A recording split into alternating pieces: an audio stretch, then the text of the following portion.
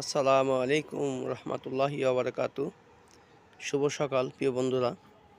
তো আজকে আপনাদের সাথে যে ছাদ বাগানে পরিচয় করে দিতে চাই, এটা হচ্ছে আমার শ্বশুর বাড়ি, আমার শাশুড়ির ছাদ বাগান। তো এই গাছটা আমার দেওয়া। দেখেন প্রচুর পরিমাণ আমের মুকুল, দেখেন প্রচুর পরিমাণ। তো এবার না হলে আমি 2 মাস 3 মাস যাবত এই গাছটা এই জায়গায় রোপণ করছি, আমি প্রচুর পরিমাণ মুকুল ভেঙে দিছি। তো এবার আর মন চায় না যে মুকুলগুলা ভেঙে দিই। দেখেন এই আমটা হচ্ছে বাড়ি 22, এই এক বড় ভাইয়ের থেকে আনা।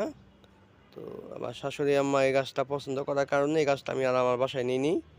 তো প্রচুর পরিমাণ কালেকশন তার লেবু সপেতা, লেবু লেবু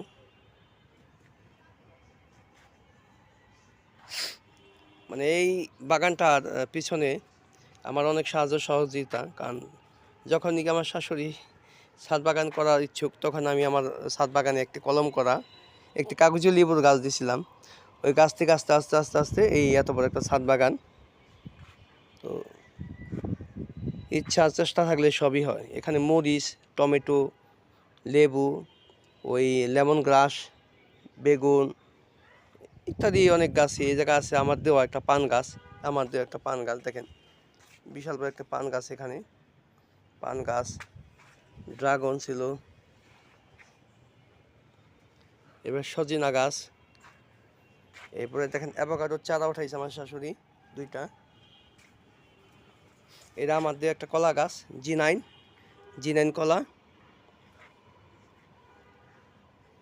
এখানে একটি সুন্দর একটি মালবেরি আছে, দেখেন এটাও আমার দেওয়া মালবেরি গাছ।